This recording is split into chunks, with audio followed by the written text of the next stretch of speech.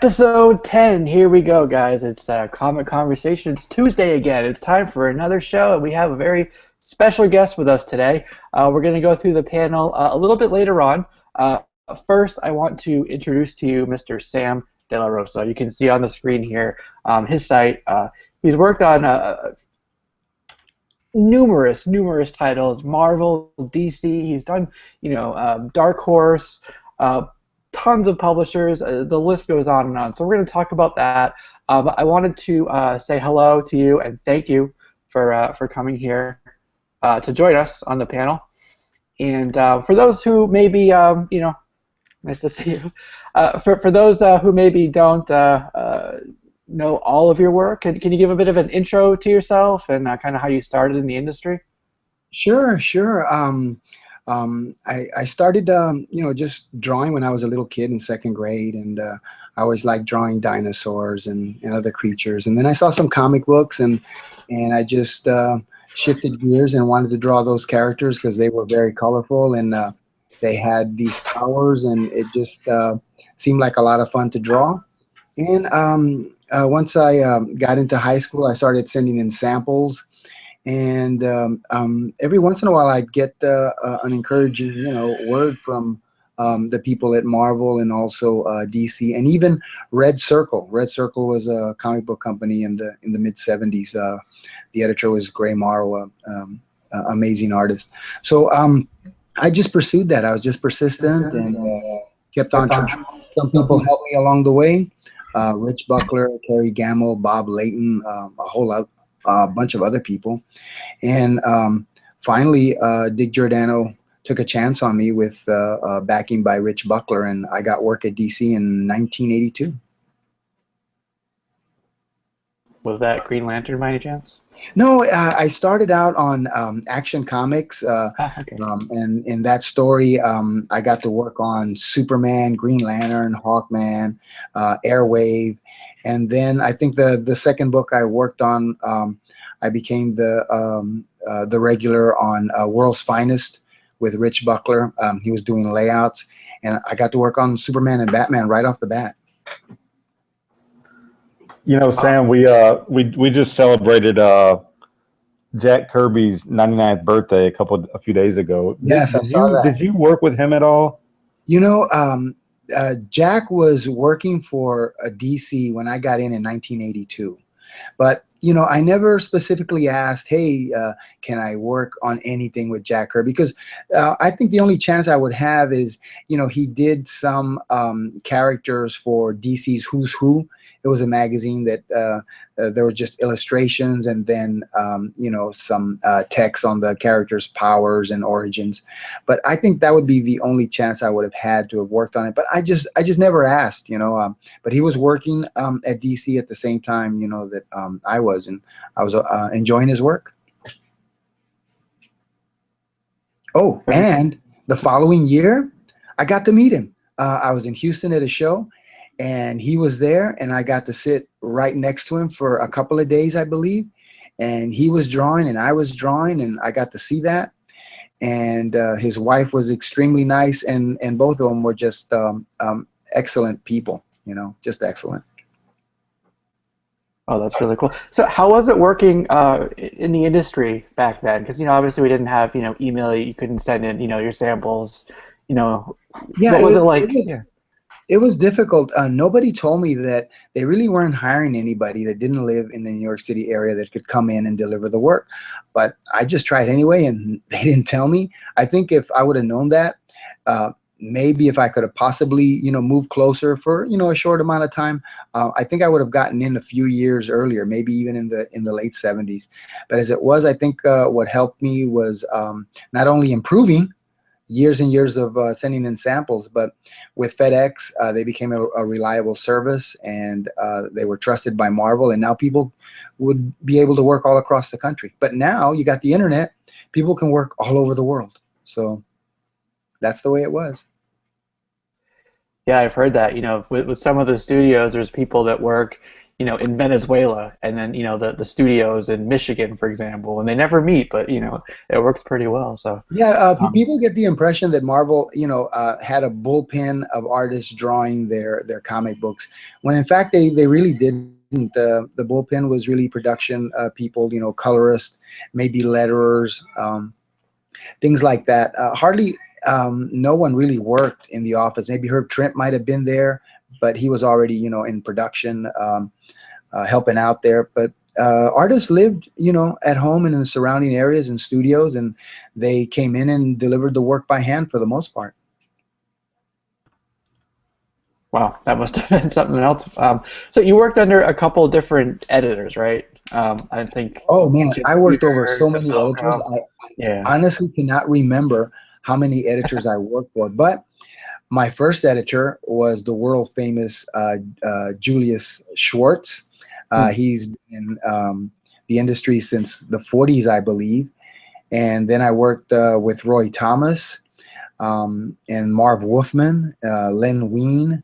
At Marvel, it was Mark Grunwald who first gave me some work with the help of Bob Layton, and so many other editors, and they were all very easygoing to work with, and I had no issues with them. Well, that's good. Makes it a lot easier, right? Yeah, yeah. Yeah. So let's jump into Spider-Man, right, and Venom. My favorite. Yeah, right. Really fantastic. I showed a little screen share at the beginning of there was some of the Venom work that you did, namely Lethal Protector. How was it working on that project and with that team? Yeah, growing up, I always liked Spider-Man. As a little kid, I bought Spider-Man comics. I think my first book was maybe Spider-Man #8. I always enjoyed the character. I liked the artist Steve Ditko. I enjoyed the stories by Stan Lee. So I had already been doing some Spider-Man stuff for Danny Fingeroth, the Spider-Man group editor, and then he told me that there was going to be a book on Venom, but he told me like almost half a year before, and he says you can't say anything, you can't mention it, you can't talk about it. So for over half a year, I knew what I was going to do, but when people asked me, I just couldn't give them any specifics. I would just say, Marvel has a book for me, and it's really exciting, and people should really look forward to it. And I really enjoyed it. It's my favorite work. Venom Lethal Protector #1 is the favorite work that I got to do. And I worked on so much stuff. A lot of it I forget, but I can still say that Venom Lethal Protector #1 is my favorite. I could see why too. It's iconic, when everybody thinks Spider-Man, when you think Venom, you think of those covers, you think of that, that iconic image of Venom. So it's really fantastic. So kudos to you for that. Is there anybody else that you would have liked to have drawn other than Spider-Man, or You is there? know, in retrospect, in the 90s, there was this character that was just created, and now he's a really big deal. But I was so busy working on Spider-Man titles that even if they would have asked me, I had no opportunity or time to work on it. I worked on a whole bunch of Spider-Man books. Usually in the 90s, I was working on at least 2 Spider-Man books a month. But the character that I never really got to work on, I don't remember ever doing anything, not even a cameo panel or anything, is Deadpool. I never did anything with Deadpool whatsoever, not even a single panel, a character in the background, zero. So in hindsight, I wish I would have done something with Deadpool, but I saw that I didn't have the opportunity or time, and I was enjoying what I was doing. A lot of Spider-Man stuff. Can't go wrong with that. No, no, you can't. And there was so much in the '90s too. One of my favorite sets that I had in the '90s was those ones with the sort of the hologram on the cover, and there was Oh like yeah. the green, the red, the black, Yes. and yeah. Yeah, there was green, red, black, and blue. And I worked on the red, and I worked on the green one. And then Marvel called me to say, hey, we got this 10-page story. It's on Venom. Can you do it? It's for Amazing Spider-Man Annual. And that's all they told me. And I said, man, I am having trouble just meeting the deadlines that I have right now. I would just wake up, work, stop working, go to sleep, you know. And they neglected to tell me, hey, this annual is one of the specials, 30th anniversary, and it's going to have the hologram. And I had already done the other two. If they would have told me that, I would have lost sleep, and I would have had something in the Amazing Spider-Man annual, the one with the black cover and silver hologram. But I missed out. Missed out. Oh. Well, that's a nice problem to have. So much work that you can't fit it all in, right? Yeah, I enjoyed it. I didn't really turn down work unless I knew that I couldn't meet the deadline, you know. So it was just enjoyable working on the characters and over different people and with different people. Everybody was good at Marvel. Yeah, well, that's good. So what type of medium did you work in? Was it strictly, you know, inks and pen to paper, or did you work in digital at all, or have you done that since then? The first job I did in '82, it was just ink art. So I got pencils, and I just inked it. But on World's Finest, they did layouts for me, very nice layouts. So on layouts, they're not complete, so I had to do pencil first and then ink, and then you have a little bit more input when you do that. But I wasn't as fast. I'm much faster doing ink art over pencils, even if the pencils are not quite polished. As long as they're full pencils, you know, it just became economically better for me. I could do them faster and do more work. But I enjoyed both. I enjoyed both, and I did a lot of finishing art, but mainly it was ink art. Okay, great. I know you worked with, you know, Bob Scher and Mark Bagley. Is it Michelini on some of the Spider-Man books? Yeah, right? Michelini. Right, Michelini. There we go. I always mess that name up, so sorry. Was there anybody, any of those teams that you, creative teams that you liked to work with, and it kind of had an interesting story to share about? Well, you know, I worked with Roy Thomas on All-Star Squadron and some What If books for Marvel. And at DC, Roy was meticulous. He knew what he wanted in his stories, and sometimes if the penciler missed something, he would ask me, "Hey Sam, in this panel we need Wonder Woman instead of the Robot Man to carry this missile." So I would have to redraw panels or portions of panels. That was pretty cool, you know, that he trusted me to do that, and I enjoyed just adding a little bit more to that. All right, very cool. Another question I have for you. You worked for DC on Star Trek, right?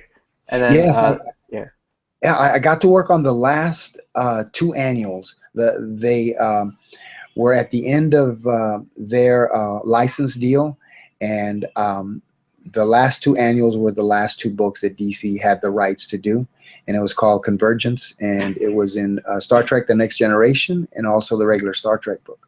So it was about 50 pages, and 100 pages of Star Trek is enough for me.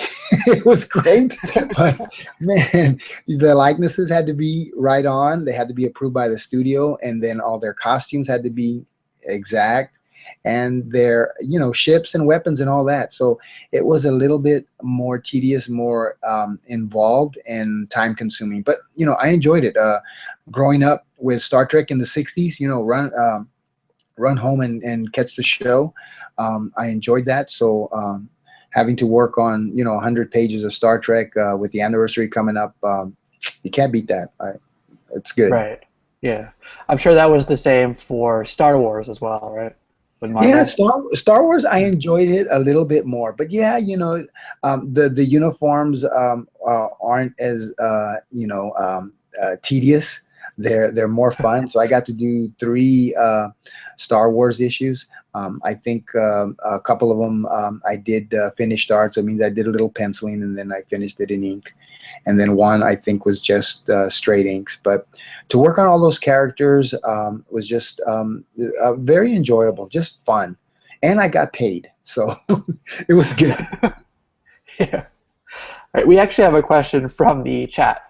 Lords of the Long Box, Tim.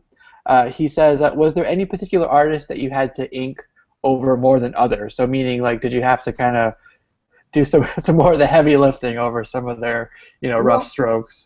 They gave me people that that needed help, and they depended on me. I'm not going to say any names, but the art was fine, but they just needed a little punch. So they asked me to work on that, and I knew that going in, and it was still fun. And then I got some artists who, you try to be very careful not to mess up. People like Jim Starlin, Alan Weiss, Kerry Gamble. There's a few others that are Kurt Swan. I got to work on a little bit on Kurt Swan and a few others. So I try not to mess up. So enjoyable, fun stuff. Yeah. That's good. So let's kind of travel back in time a little bit when you were sort of just starting out and, realizing that you love art, the whole medium. Who were the artists or the folks that you looked up to in the industry at that time? It's very simple. It's the guys from the 60s. I was in grade school, and I knew all the artists working for Marvel, DC, and even other companies, Gold Key. After a little bit, I could just look at a comic book, and I knew who drew it, and I knew maybe even who inked it. Couldn't possibly tell who wrote it, but I recognized the artist's style.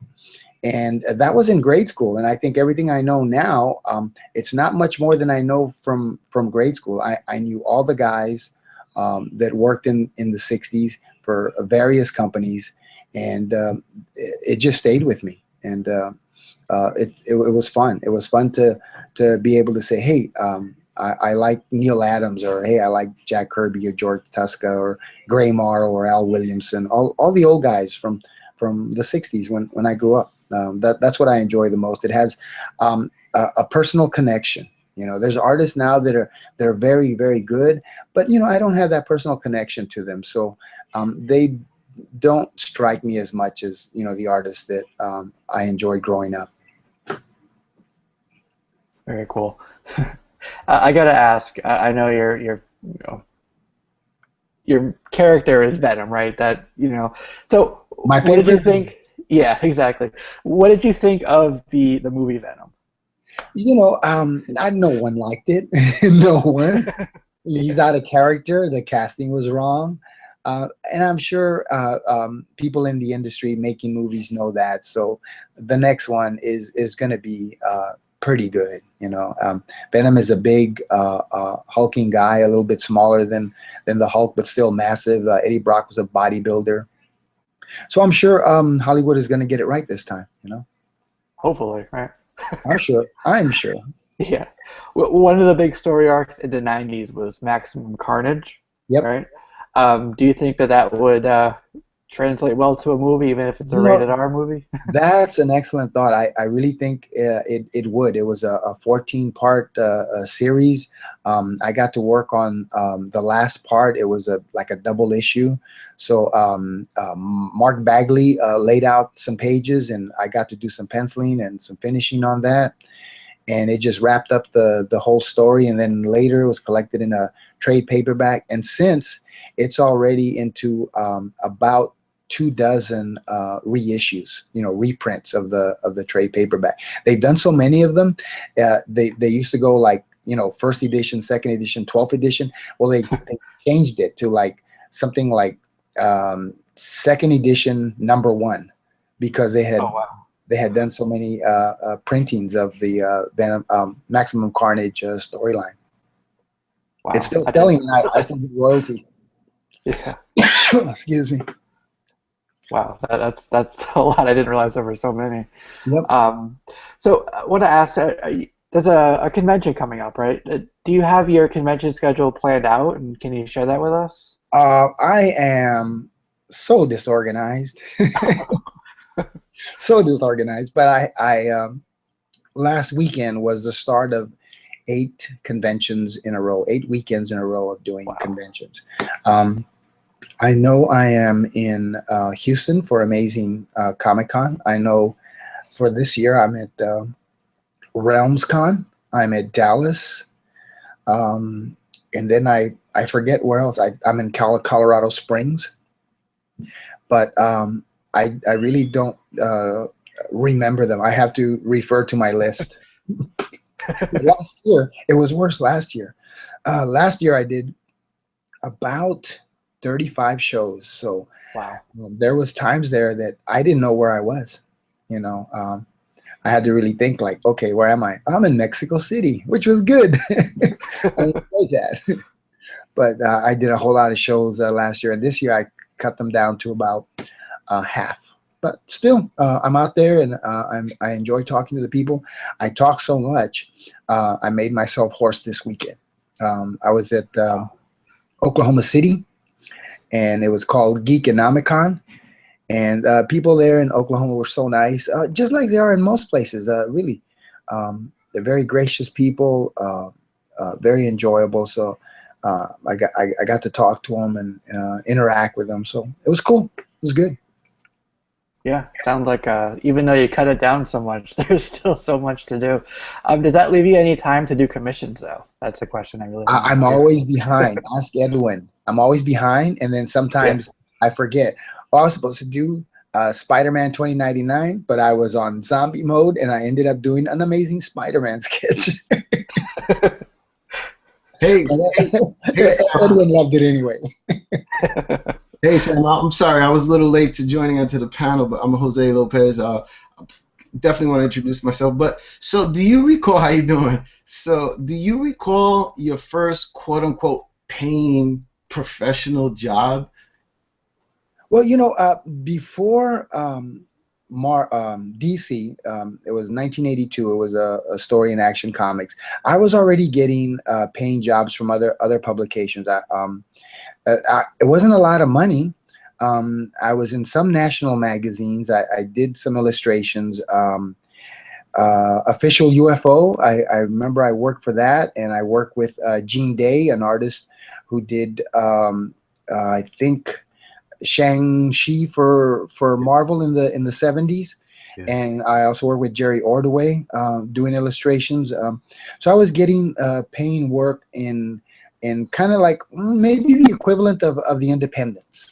You know, now you have a lot of independent comic book and features. So I was doing that. I was working, not getting a lot of money, but I wasn't interested in the money. I was getting the experience, and my work was getting published, and I was figuring out how to get better. So did you work with a great experience? Did you work with the likes of Neil Adams, another one of a recent that I've become a fan of recently, Nick Cardy? You know, Nick Cardy, I think, was already out of comics by the time I got into it in '82, but I loved his stuff in the '60s. You know, he did Aquaman. He did, I believe, the Spectre, possibly, and then he did a lot of romance and ghost and horror comic books for DC. So I loved his artwork. I got to meet him. I got to see him draw. I saw him one time in San Diego. So Nick Cardy is superb. Awesome. You know, finding out, you know, that you're an inker and everything. I've also do the whole inking, coloring thing, and you know, it's good to talk to people like you to hear how you started off and this and that. So that's always nice to hear. Yeah, I always tell people, you know, try to improve your drawing, because even if you're just working in ink art over pencils, you got to have an understanding of the figure and the composition and the textures, and you want to contribute to the story. You want to be entertaining, but you want to help tell the story and move that along. So try to be as good an artist as you can. It'll make you a better inker finisher. Well, funny that you mentioned practicing, and if I could share something with you guys. I'm still practicing. You're still, oh, trust me, I know the feeling. Can I share something with you guys real quick? Yeah, go right ahead. All right, so this is, let me know if you guys can see it. This is something that I'm working on right now. It was pencils and inked. It was penciled by Alan Goldman, Always got to give credit to the people who worked on the piece. It was penciled by Alan Goldman and inked by Thomas Michael Tracy. Can you see it? Is this the one? I can. Yeah. No, I'm familiar with Goldman. Yeah, he's a superb penciler. Very, very detailed. Very exact. Can you tell in this one how detailed? I mean, it's detailed. Yeah, this is a pretty tame one compared to other pieces I've seen by Goldman. He's just very, very good. So what I wanted to show you is what I've done color-wise to it. Oh, I see that. I see that. I like that. It's entertaining. It's very clear. You've got separation. You've got different levels there. So that works. Thank you. So what would you recommend for myself? Like how to, obviously I practice, keep on practicing. Practice makes perfect. Well, I don't mind looking at other artists for inspiration, and if it's something that they're doing, I don't mind using it. So I would just suggest look at other colors that you like, and see what they're doing, and see if you can incorporate it into your work. And then after a while, it just becomes part of your work.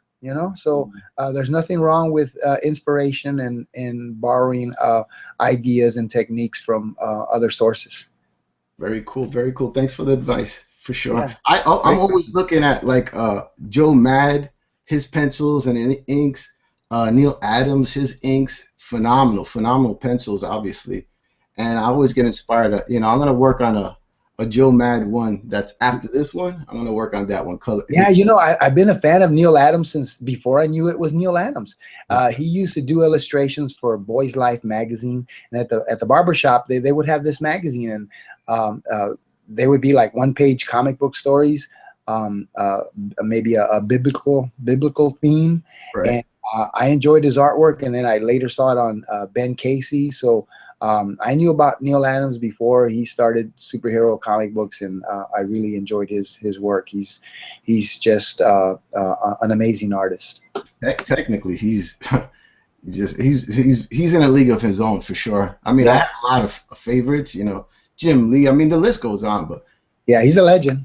Yeah, Neil is a legend. He's definitely got skills for sure. I'm trying to unshare this guy. Sorry. Oh, there. Okay. I know we're down to just a few more minutes with you, Sam. Okay, so I want to definitely open up the questions. Yeah, I'm doing better than I thought. Hey Sam, maybe I could color one of your inks one day. Sure. Yeah. Edwin, Chris, Justin, you have questions for our special guest? I'll save my question until last. Looks like Justin wants to ask something. Okay. I didn't know I had that look on my face, but yeah, Sam, thanks so much for coming on and joining us. It's a great honor to have you on here. Glad to be here. But I was just wondering, as you were kind of talking about the things you did before you got into comics and things like that.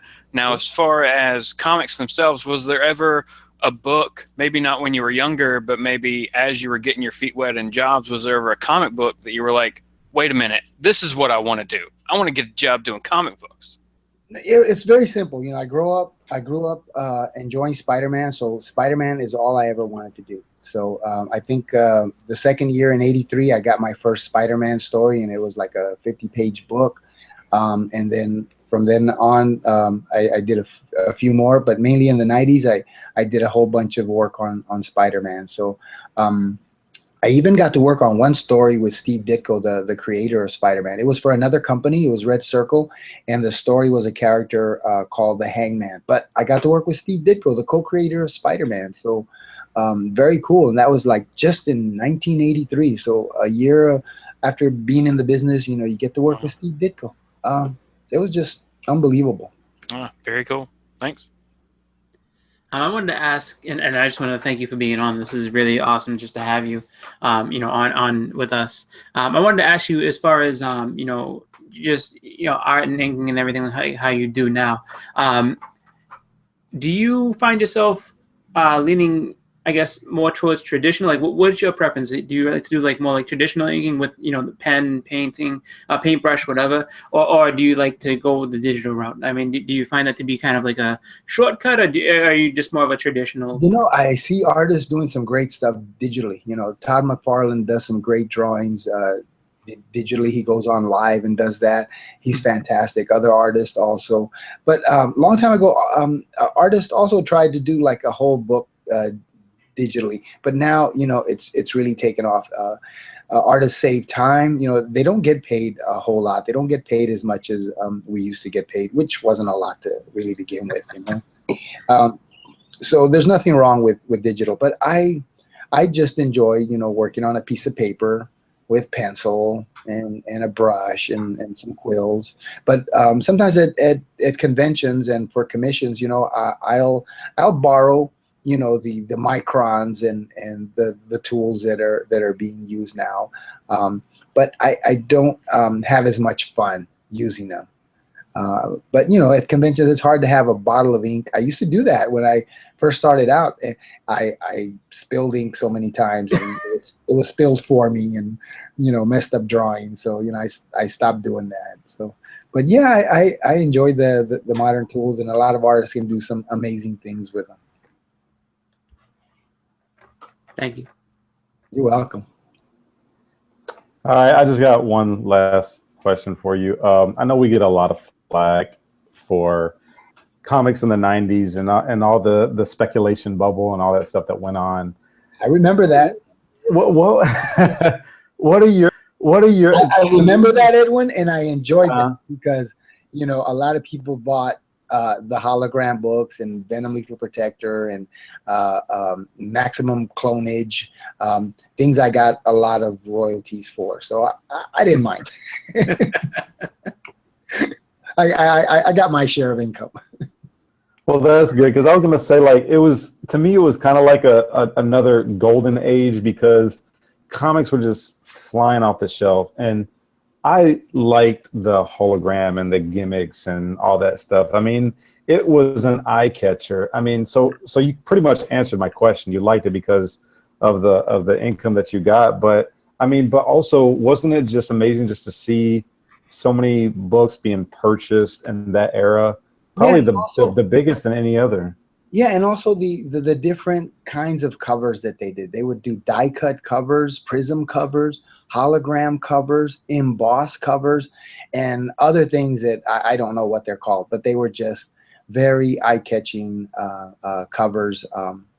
And I think they promoted the sale of comic books and even people investing in comic books. You know, Venom Lethal Protector #1 was not a bad investment. You know, it's still very popular now. Sometimes it's hard to find at conventions, but I always have some.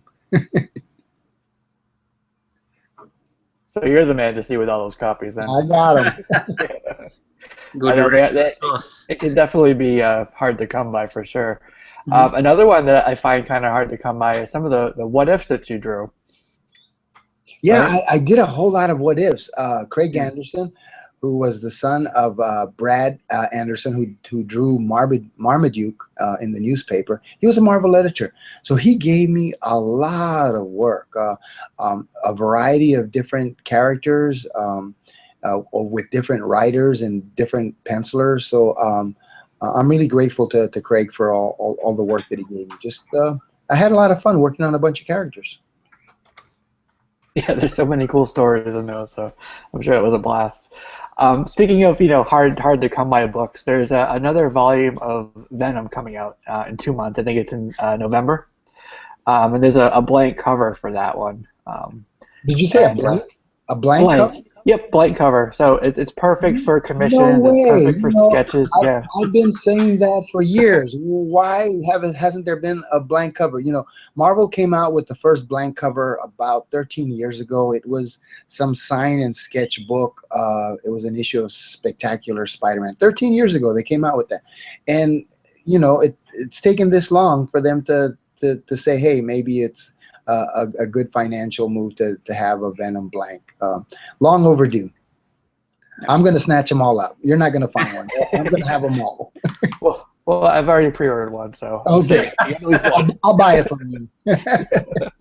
I think, you know, you're not alone. I think there's so many people that just love drawing this character, so it's perfect for it. You know, it's a perfect thing to bring to conventions. But, you know, what I would like to do is maybe send that to you and have you draw a piece for me. Sure, sure. Okay, great. I'll put it on the stack. Yeah, yeah, plenty before that. Ask Edwin. What's your Yeah, next? he will get around to eventually. What's your next convention appearance? It is in Houston, Amazing Comic-Con. So I'll be there this coming Friday. Oh, okay. It's only a couple of thousand miles away from me. Yeah, I'm in San Antonio, so it's about a 3-hour drive or so. You know, so it's not bad. Dallas is about a 5-hour drive with traffic and congestion. But I'll be also at that show. Are you doing the whole convention scene now? I mean, it's busy all over the place. No, like I said, I did 35 shows last year. This year, I probably cut it in half.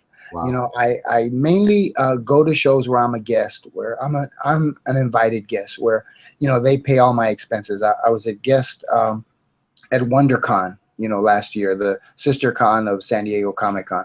There's about 75,000 people there. That was great. They treated me exceptionally. I was a guest in Mexico City, and in a few other states, and it's been great. But there's a whole lot of other shows that are huge, like on the East Coast, New York City Comic Con, Seattle, Utah, Salt Lake City. Unless I'm an invited guest, I don't think I'll be making those. It's just you start off with a lot of overhead. So and then I have enough shows to do. So yeah, I'm pretty sure you mentioned Mexico City. You ever done collaborations with Humberto Ramos? No. I mean, he does stuff on his own. He's great. I'm sure he has people that he likes working with, and he does a fantastic job. I've met him a couple of times. Awesome. Very nice, personable guy. I like his artwork. Oh, for sure. He seems very, nice. Seems very amiable, I guess, for lack of a better word. Yeah. Yeah, I mean, he was fine to me. I got to talk to him. I talked to him a little bit in Spanish, and un ching. Muy poquito. But he was a nice guy. He was busy, always drawing, always doing commissions. So he's a busy man. I follow him on YouTube and stuff like that, and he does where he's practicing on live sketches and stuff like that. I learned so much from watching his videos. So much. Yeah, for sure. So one of the big things, especially with Marvel right now, is variant covers. Ratios, store exclusives. Would you consider doing anything like that for Marvel? Have they approached you at all? That sounds like fun. One variant cover is fun. Doing an interior story for the book, a lot of hard work. So lean more towards a pinup or a variant cover. So maybe in the future I'll get to do that. I would like that. Well, we'll petition for you because I think you should do it. I think you do a great job, Sam. I know you got to leave here in just a few minutes, but yes, sir. Are there any final words or thoughts or shout outs you want to give before you head out? Well, yeah, people can follow me on my Facebook page. It's Artist Sam De La Rosa. Just don't skip any spaces, just one long word, Artist Sam De La Rosa. And I put stuff on there, almost every day. Things I work on, places I go, So I think people will find it entertaining. And, they can message me there if they have a question and stuff. I respond. So find me there. Very nice. And there'll be a link for that down below in the description. So if you're watching this later, just click on that and it will take you right there. Good. Nice. Well, guys, thank you very much for having me. Any other questions before I go? What are you working on presently? Well, all I do is shows. I worked so hard for so many years doing at least 2 books a month. I don't have to do that anymore. So now people recognize my work. I go to shows. I just work weekends. During the week, I may get ready for shows and work on a commission here and there. But I have 3 small kids, so my main job is herding them. So I got an 11-year-old, a 9-year-old, a 4-year-old. Just turned 4 this month.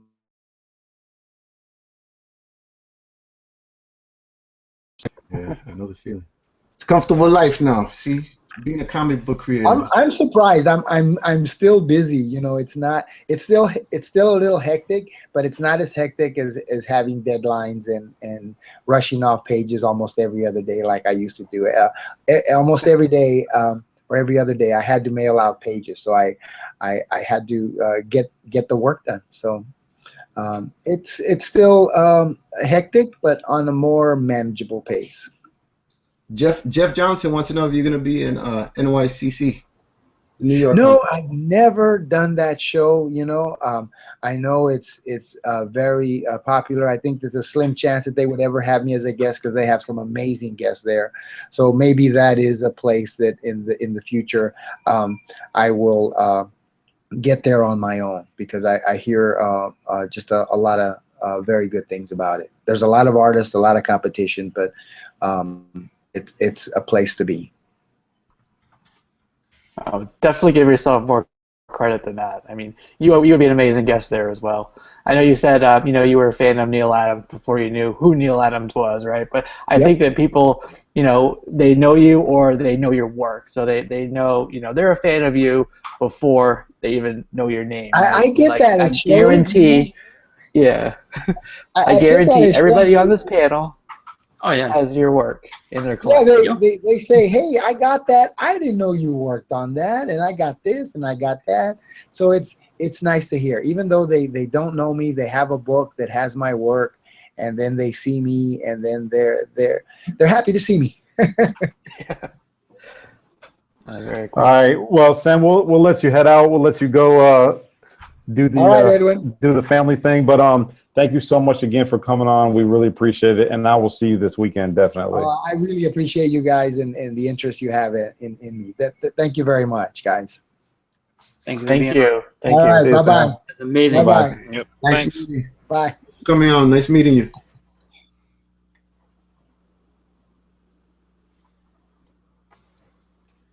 Oh, he's still there. He'll figure it out. Wow. All right. Okay. Well, that was great, guys. I don't know about you, but I thought that was awesome. Yeah. Oh, that was amazing. We could have had him hostage easily. Yeah. Yeah, it's good for him. He had a defined time frame of which he had to leave. Yeah, I think we kept him about 10 minutes over, so but it's all good. I'm That's just, all right. I mean, it was great to just have him, you know, as that we asked them all had, you know, just the varying degrees of, you know, what it was that you know, basically, you know, what are you working on? What, you know, your dream, you know, basically like what the people you worked on, what was your first stuff, what type of, you know, what do you do for fun? Like that was, I think, all really good, just well-rounded, you know, interview that we all gave him. So that was awesome. You know, definitely also, you know, really cool guy. And, you know, hopefully he makes his way up to Boston Comic Con at some point, because I'd love to, you know, just be able to talk some more with him. How cool is it being at a point in your career that you're solely going to conventions, you know, as making appearances at conventions? I mean, how cool is that? Yeah, and he I did really so like what well Jesse off said. the '90s books. He doesn't have to do anything. He does it because he likes to. He doesn't have to do anything except take care of the family now. And I really liked your point, Jesse, when you said to him, like, you know, when he was like, yeah, it would be great, you know, they have so many good artists there. Like, what about, you know, it's just like, no, but you would be one of those too. Like, you can't sell yourself short. Like, I mean, you know, Exactly. it's one of those things where it's, you know, when you look at Venom, you know, and you look at, you know, who spent the most time with him, who like, you know, kind of cultivated the story. I mean, Venom standalone stories. It's him. You know what I mean? Like, he helped define that character, I think, you know, more than McFarlane. And, you know, Eric Larson had a big role in there too as well. But I think that he like really helped push them, you know, into what he became today. So great character, and just a really, really cool guy.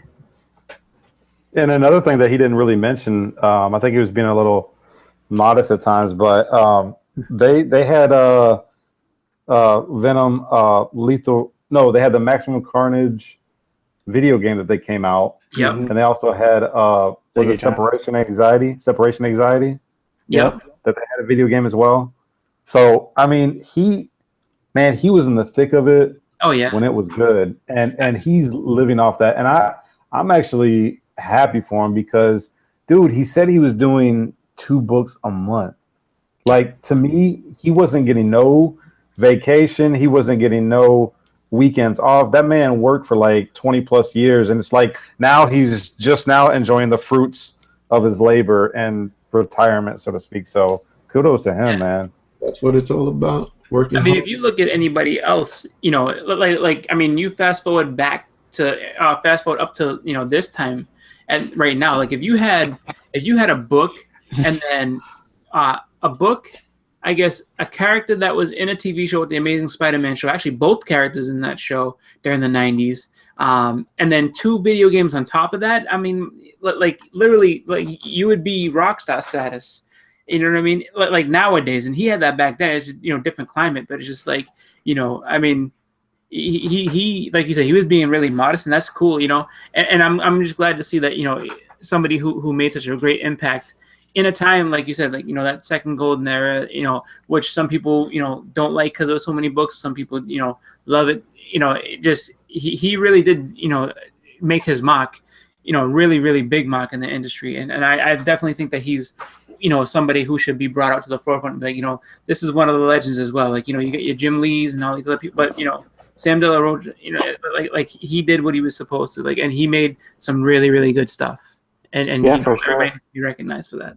He started in, I think, like 68 or 69 doing fanzines, and it wasn't for maybe like 10 years it took to kind of break into, the big 2, right? Yeah. So he's been around for a while. He's seen a few things in the industry. Yeah, and you got to work on some amazing characters. I mean, to have your first book at DC be, Superman, I mean, Action Comics, that's huge, Yeah. Here's a question I want to ask, like, all the guys who are working in comics in, like, the early 90s and stuff that I always forget to ask. Why didn't you go to Image when they opened? Yeah. Why or why not? Did you either go to Image or did you stay where you were, like, when that revolution was taking place? Like, yeah, good question. The risk. Well, I watched the interview with Bagley, and he actually said that Image came to him when they first started and asked if he wanted to jump on board, and he turned it down because he was satisfied with doing what he was doing. I think Image was more, their issue was just that they weren't owning any of the characters right, that they were creating. And I mean, look at how many people kind of failed. Like, even Jim Lee had to leave Image and go to DC because I just don't think that people were buying Wildcats or whatever the other books that he had out that they ran into all kinds of publishing problems, delays and everything else kind of bogged that company down in the beginning. Oh yeah, like Spawn. If you were a fan of Spawn, I mean, it took a long time to get. There was a huge lull at one point where I want to say it was in the around the 30 issue mark, where literally it was taking like 2 or 3 months to get a new Spawn book. So or just think about Pitt. Oh yeah, remember Pitt? Yeah. He had like 8 issues, and that took 5 years. Yeah, it's just like, I remember having Pitt 1/2, and it was just like, when's number 2 coming out? Well, How about Joe Matt? He never finished his Battle Chasers run. Yeah, but now he's got a video game. Yeah, it's funny just because, like, we talk about that, and just those publishing errors. Publishing, problems. Pretty much led to the end of some, just big books at the time of because Pitt was getting really, really big.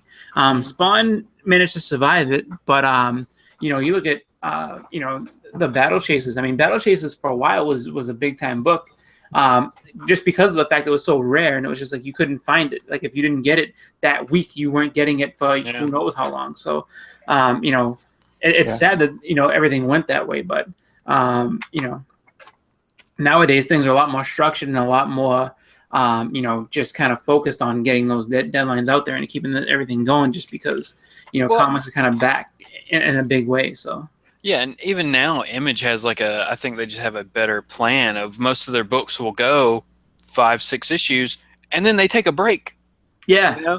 They're like, no, let's get this, we'll get it all sorted out. Here's your break time, get caught up, take a refresher, do whatever you need to do, I mean, I think it's good, like anything else, you kind of take, just to avoid that burnout, just because, I mean, it's great to have a story planned out for the next 6 months, but it's just like, you got to draw it, you got to, and whatever revisions come next, is just like, it's easy to get burned out and not want to do it anymore. So I definitely can understand that.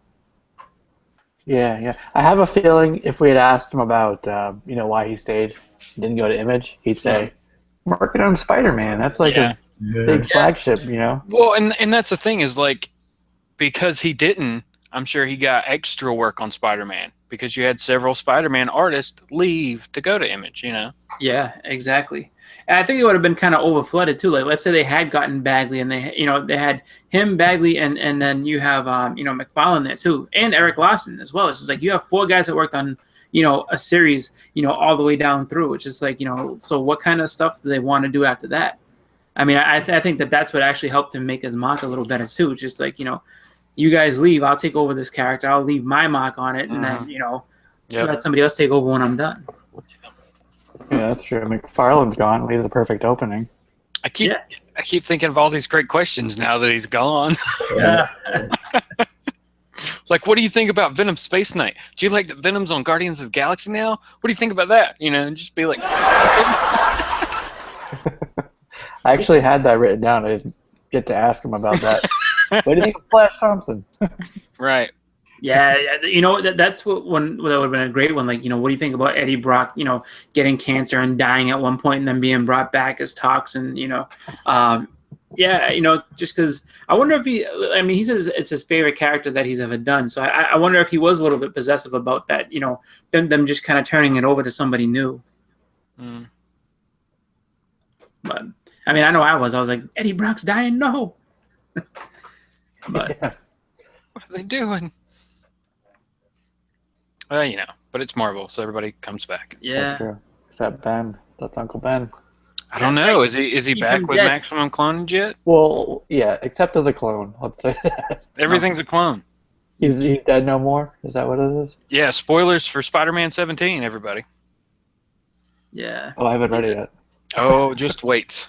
Just wait. If he's not a clone, if he's a clone, fine. But if they're like, oh, Uncle Ben, like you, flesh and blood, oh, the bullet missed everything. I just been sleeping for a while. Like that would make me nuts. I think that he's a character that's dead and should stay dead. Never come back. That's it.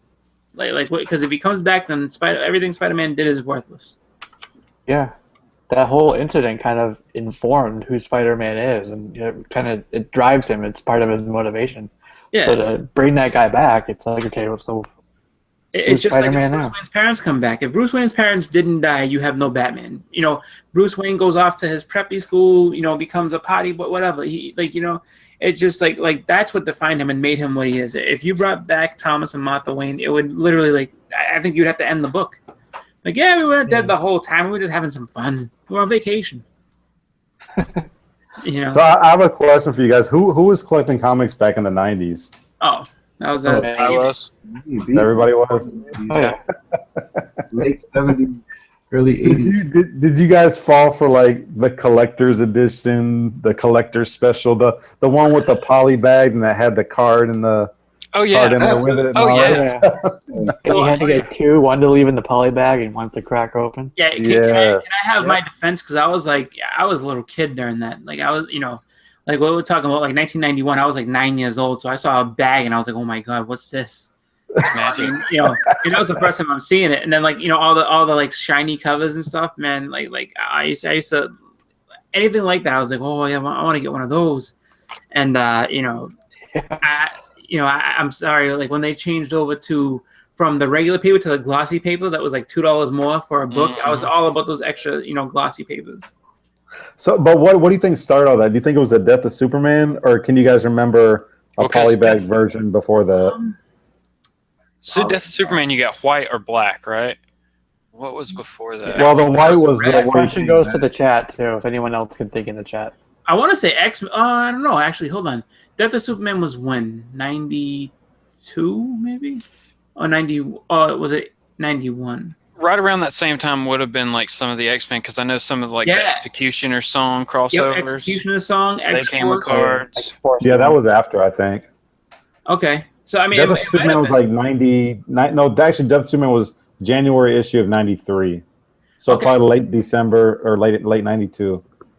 So then, yeah, I have to say it's probably like the X-Men books and stuff that started those off like that. I mean, and people just, I mean, when your whole series, centric like me, I was just all about X books. So the minute I saw X, I was like, oh, I gotta have it. So that's pretty much how I got sucked into that. Just, X-Gun go to. Yeah, the hologram covers. They had the cards with it. They had, what was it? They didn't have many embossed covers. That I found was like, Punisher used to have embossed covers. Wolverine had actually. The gatefold covers. Yeah, Wolverine had that one where he has a claw mark. Number 50 is yellow and has a claw mark going down. Oh, yeah. $5 for that when I was like 10. I was like, oh, yeah, this is going to be worth tons of money. Yeah. And TiVo just said it. There was no eBay. If you wanted a book and your shop didn't have it, you had to drive all around. You had to go to like 3 different towns, Yep. to find those books.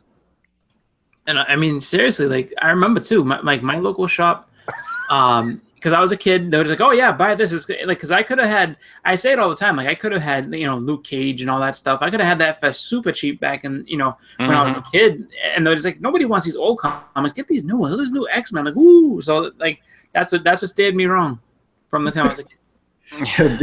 Biggie goes, in the 90s, he paid $20 for Wildcats #1 for a variant. I know. I saw that. I was dying laughing. I was like, "Oh." But when that first came out, you were like, "Yeah, that's a good deal. That's a good deal." Yeah, that's right. Because you didn't know. No. And they preyed upon that. They knew. They knew. Oh my god.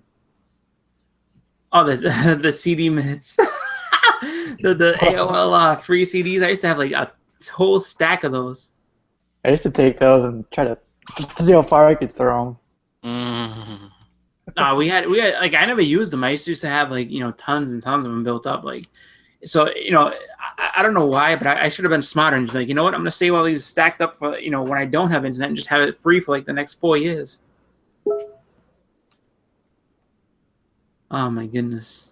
Okay, so I'm looking for some Spider-Man trivia, but keep it going, guys, because I want to get the chat involved. I mean, you can't get mad. See, now it sucks because you're like, oh, I can't believe I got duped like that. But you can't get mad at the gimmicks. Like that's honestly, it's kind of what made comics fun, just to see like what type of crazy cover is coming out next. I remember actually, Venom, the funeral pyre with him and Punisher. Like the first cover is just like orangey, like just crazy like kaleidoscope of colors that pretty much will give you a seizure if you go like this real quick with the book. And it's just like, but I remember seeing that. I was like, oh, yeah, this is awesome. So it's just like, go ahead. Yeah. You're just mesmerized by the covers that they came out with. And at the time, it was just, the shinier, the crazier, the better. Yeah, that Let me was. tell you something, though. We're not in the clear. We're not in the clear. We're still mesmerized by the covers. I can't talk. Yeah. Right now, the gimmick is a variant cover. It's true. It's just it doesn't pop out at you. It doesn't do all that extra. Well, depending on which ones you get, because I have seen some of those ones that have come out for the Batman. The lenticular ones. Yeah, and it's just like Batman with this really like just silver like shiny back cover, and I'm like, oh my god, I'm getting 90s all over again. But it's just it happens like that, and people I don't know if it's something like when we learn our lesson, or is it just are they just that cool? I mean, I tend to like the cool part, I'll buy them. the gimmicks. I mean, if you want to call them variants, it's all about the money, But also, restarting a run from 500 to let's go back to issue #1. So yeah, they gotta make that money, guys. And we just continue buying them and loving it. Yeah, of course. I mean, I just the way I see it, Sorry, that's my bad.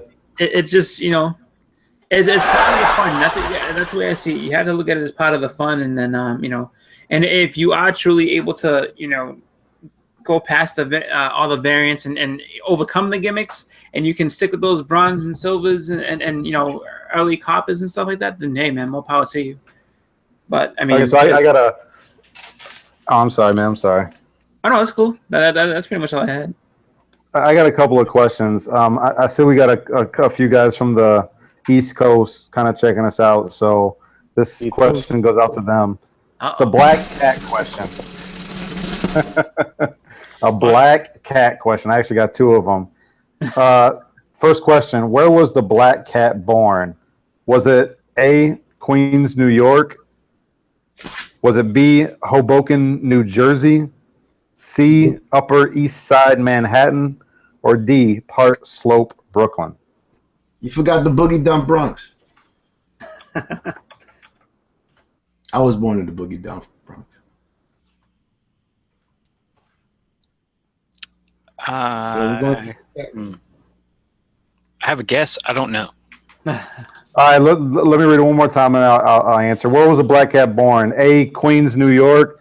B, Hoboken, New Jersey. C, Upper East Side, Manhattan. Or D, Park Slope, Brooklyn. I'm going with... Biggie says Upper East Side. U.S. I'm going to say Hoboken. I was going with C. No.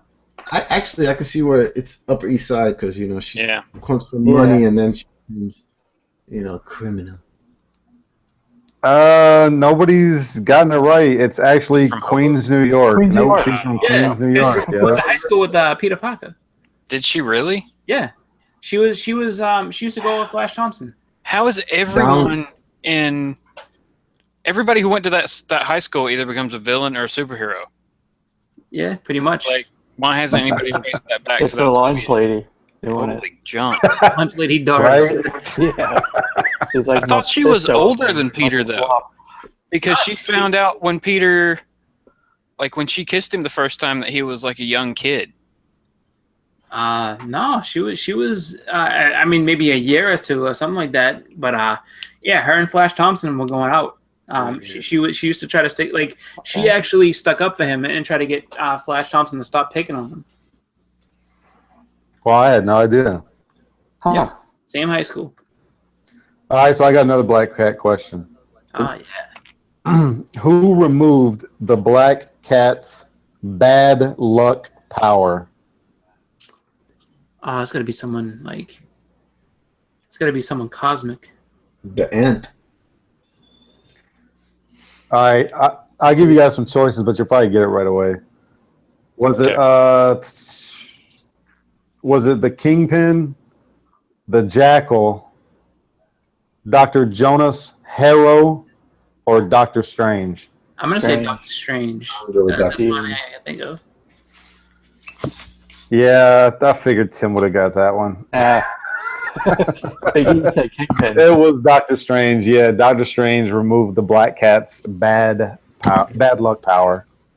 Did that help reform her into a hero? Yeah, I don't know, man. She got it back though, didn't she? The Kingpin. Yeah, really. If the Kingpin removed that power, he would have beat it out of her. All right. Tim wins a no prize. I'll send you an empty envelope. Got some people having some drinks here tonight in the chat room. All right. While they're drinking, I got a Punisher question. Actually, Punisher, Amazing Spider-Man.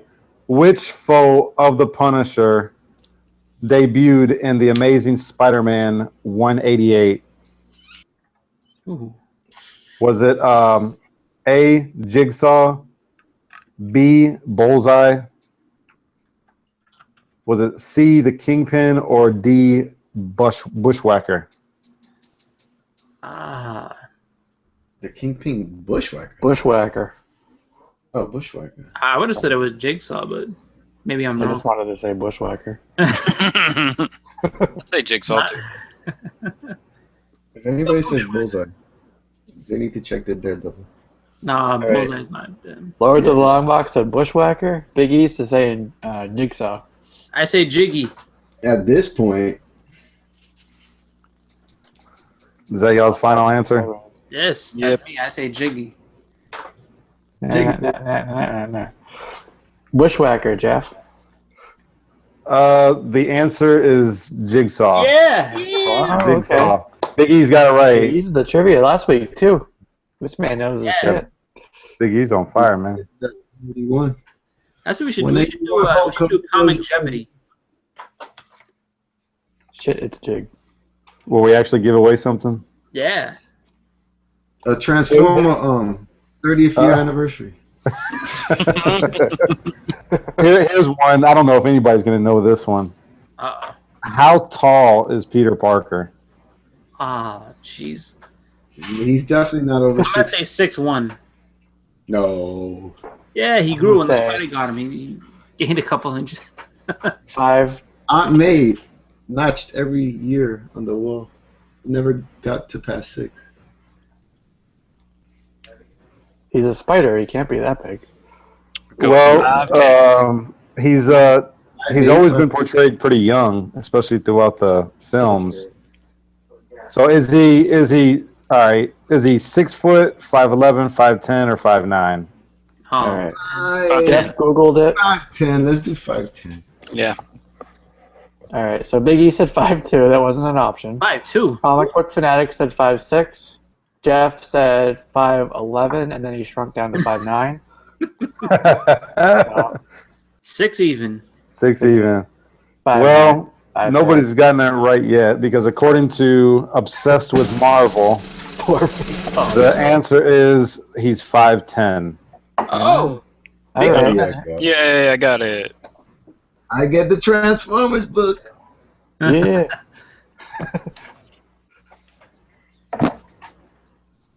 You got another one? 60. Yeah, I'm trying to find a. All right, here we go. What is the name of Mary Jane Watson's father? oh God, Mr. Reefer Watson. Watson. Reefer Watson. Drunken bastard. I don't know. That's drunken bastard. His name is Dad. Dad. Poppy. Big Bob. Pop. Dad, I like that one. Actually, my it's messing up. So, let me see here. Is it Mary Jane Watson's father? Is it A, Philip? Is it B, Spencer? Is it C, Martin? Or is it D, William? I would have said Randy Watson from Coming to America. When in doubt, C. Yeah, I got no clue on this one. I'm going to go with William Watson. That would make sense. Yep. Well, give me a second because I'm actually looking for the answer. Biggie's I just think trying to Google it. this thing has started going on like some kind of random circulation, so I don't know what's going on. We'll never know now. Damn it. Yeah. But going back to Sam De La Rosa real quick, one of the things I wanted to ask you, I kind of forgot. How many inkers are like really well known out there that worked for? Let's just go with the big two. Can you guys name like 5 inkers that were doing good back then and kind of have created a name for themselves to this day? The only one I can think of is Scott Williamson, I think his name is, the dude that is always with Jim Lee. And then for someone who's newer generation, I would say Dexter Vines. Those are the only two that come off the top of my head that I know. That's a good one. Yeah, I mean, I don't know. Oh no, Scott Lodbell, that's his name, right? No, who's the one for Jim Lee? That's you had it right the first time. Yeah, all right. I see. It's hard to think of inkers, and I apologize to all the inkers out there because you guys do awesome stuff, but we all know that the pencilers are the ones that get top billing all the time, which I think is kind of a shame, but You got Bob Layton name thrown out in the chat. Yeah. Oh, Bob. Oh yeah. Yeah, Bob Layton. Yankees. Yeah.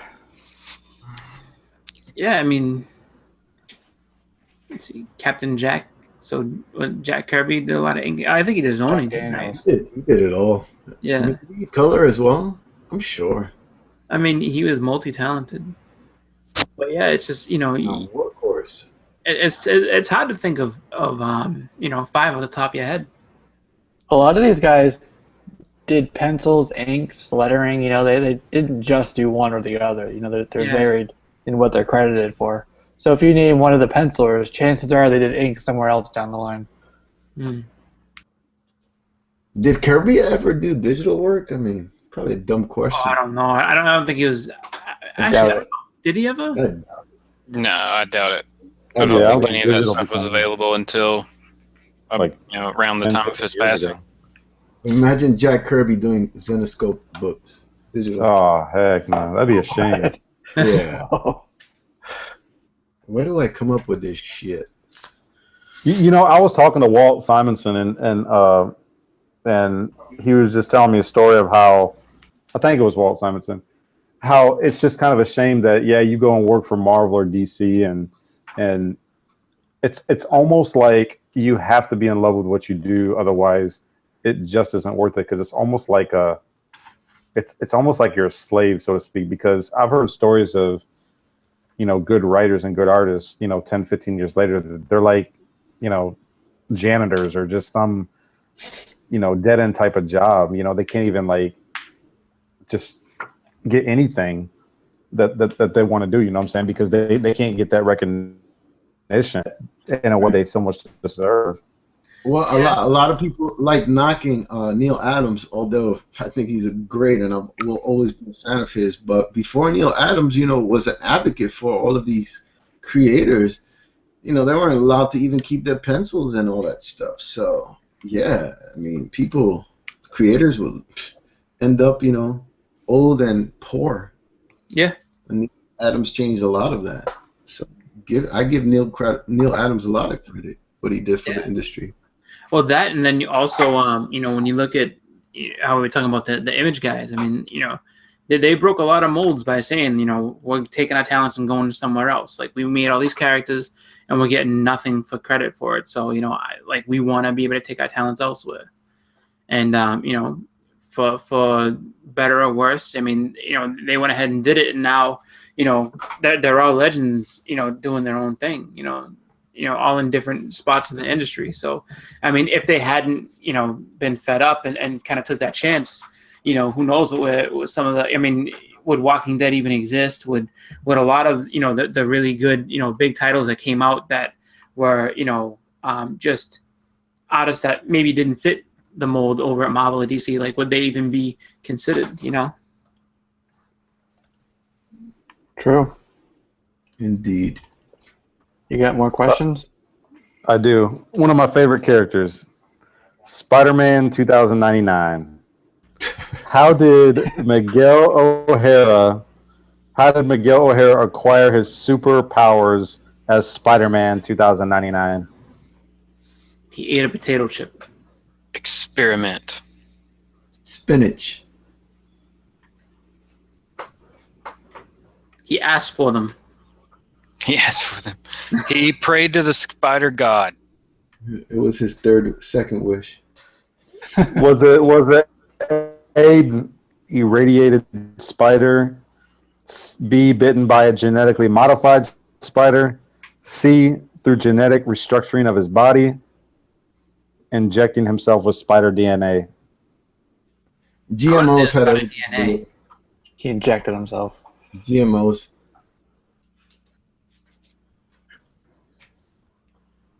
No, man, he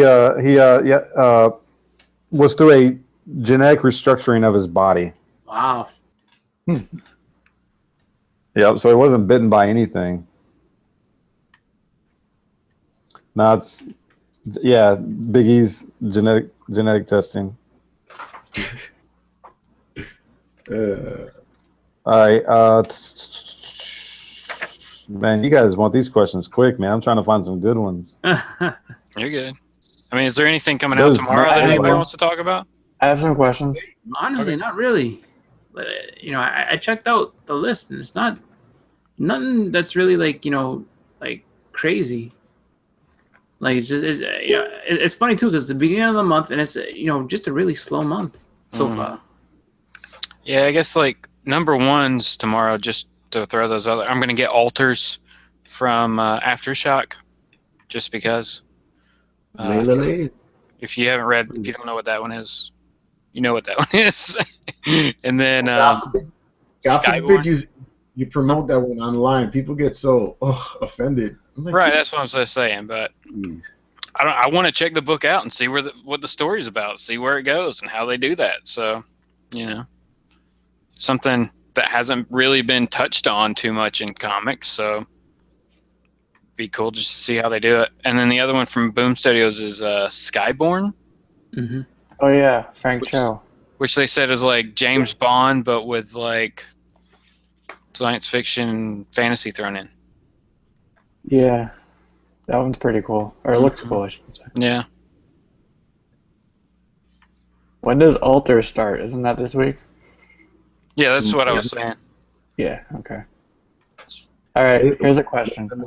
Lays, penciler. Okay, I got a question. Going back to the 80s. Y'all remember Spider-Ham?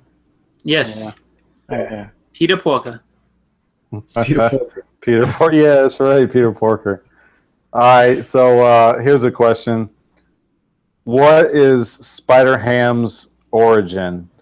Is he A, pig bitten by a radioactive spider, B, pig who tries to imitate his hero Spider-Man, C, spider bitten by an irradiated pig, or D, pig who ate an irradiated spider? D. I'm going to go with A. I'll go with, I think, D. He ate the spider. And Yeah, Double D. I'll go with one of those. He got his powers because he was a spider bitten by an irradiated pig. Interesting. he turned into a pig after that, huh? Mm-hmm. Wow. He wasn't a pig first? Come on.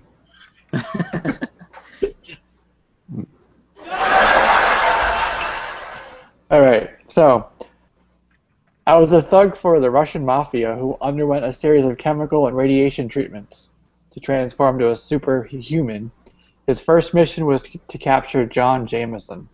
First appeared in ASM 41. Who was it? Oh, damn. I'm trying to think because it's on the tip of my tongue. Cat? Crap. Anybody know? All right, let me give you options. Yeah. Craven the Hunter, No. Morbius, No. Rhino, Hate Monger. Hate monger. Hate monger. Nope. Really? See, with the suit always on, we forget where he's from. Yeah, Rhino. his first name is Alexei Stitsovich. He had false papers from the, from the mafia. He came over here for that mission. He almost died, but he was saved by Sandman. Flint Mako. You know what's weird about that? Flint Mako and Kane Mako, not related. Yeah, Professor Charles Xavier and Kane Marco are related. Stepbrothers. Yeah. And then there's Mountain Man Mako, who's like not related to anybody. He's just a big pissed off man. All right, here's another one. I have enough power to destroy a planet, yet I was defeated by Spider-Man. I could travel through space at near light speed and was once a Herald of Galactus. First appearance is Thor 225, 1974. Um, First appearance was options. Thor it 225. Was it what? Firelord? Yes. Yeah. Nice. Fire. Man, that's a Bronze Age question. Yeah. Here's a question for you guys. Who was Vision prior to becoming the Vision? Which character was it? Can I have a multiple choice? Okay, so let's. Is that a trick question? No, it's a true. Wasn't he one of the Ultrons? Like Ultron 5 something or other. Scarlet Witch. Don't say it's Wonder Man. Wonder Man. The Human Torch. Or Jesse. Which one? It's got to be me. It's definitely. I can see the resemblance. I'm going to say an answer I see in the chat and then take credit for it. Wonder Man. Hold on a second. I'll let you know if you're right or wrong by this. That was later. Nope, wrong. Wasn't So it's the original Human Torch? Is that what they used There the body? you go. There you go. Since the original Human Torch was an android? He was the Human Torch. Yeah. That was Vision first? Was it Human Torch? Well, the original Human Torch was an android back in, what, like the 40s or something before the Fantastic Four? So, yeah, then they're saying they recycled that body, I guess. I don't know. Fucking Ultron. Here's a question. I am one enemy, but I'm 3 different people. They call me a goblin, but I'm not green. He lives in the Caribbean, or she. First appearance is Spectacular Spider-Man 43, which came out in 1980. Who is it? Is it Jack-o'-lantern? Not Let me know when you want the options. What You said he's not a goblin? I said he is a goblin. But he's said people. he's not the green goblin. He's not green. Right. He's a goblin. Not the hobgoblin. Hobgoblin? Yeah, that's what I was thinking of. It It can't. is Hobgoblin. It is. That's what I thought. Is it really? Hobgoblin, yep. Then what? All right, I thought that 238 was his first appearance. Amazing Spider-Man. You said Spectacular Spider-Man 2 what? Spectacular Spider-Man 43. 43. Wow. 43. Jeez. Then why is 238 so expensive? I don't know. Built the book, Jesse. I didn't verify these. No, that's cool. I mean, if that's the case, that's I mean, something I didn't know, and definitely cool to know more about characters. So You didn't verify this? You didn't verify your sources? What kind of The bad thing about comic book trivia, guys, is that it's only as good as the most recent retcon. yes, true. That's true. Like if you say, who are the parents of Scarlet Witch and Pietro Maximoff? No one knows anymore. It ain't Magneto. You got to look at when the question was written. Yeah. The comic book villain goes, is Sam in the room yet? Dude, you just missed Sam, man. He left. Yeah, it'll be back when the show's posted. Then you can watch that first part again. You see? That's Edwin, man. Call him the preacher. Right there. with a nice goatee. Yeah, Sam told us to kick rocks. He's got a convention to do. Busy man. Things to do. Dude, living off just going to conventions, making appearances. You're jealous, aren't you? Just jealous. It's not jealous. It's actually very motivating. Oh, yeah. It's just going to make me keep on doing what I'm doing. Inking, coloring, penciling. Yeah. Yep. Oh, I got some questions for you guys. Okay, check this out. All right, I'm going to ask you, okay, here we go. Starting out in the 70s, which of the following Spider-Man comics was not published in the 70s? No. Let's start out kind of easier. Let's start easier. Which of the following Spider-Man comics was not published in the 2000s? Was it A, Web Spinners, Tales of Spider-Man, B, Friendly Neighborhood Spider-Man, C, Untold Tales of Spider-Man, or D, Spider-Man Loves Mary Jane? Jesus.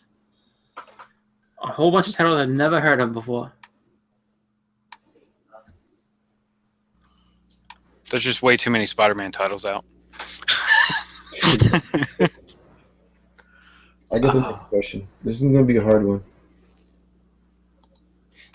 The answer is C, Untold Tales of Spider-Man was not published in the 2000s.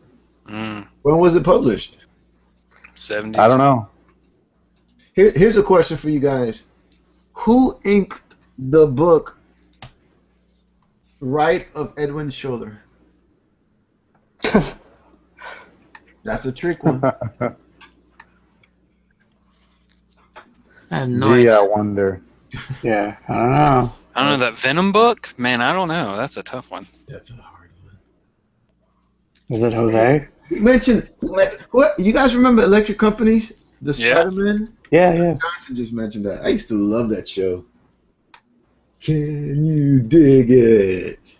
You know, hey, you know what, man? Sam's got some really nice prints. If you guys could ever get this one, I think it's been revised somehow, but this is a really good print. I mean, he's got much better quality paper than he used to have. Actually, this one's signed by Bagley also, and then Sam actually did a little sketch, little Venom sketch.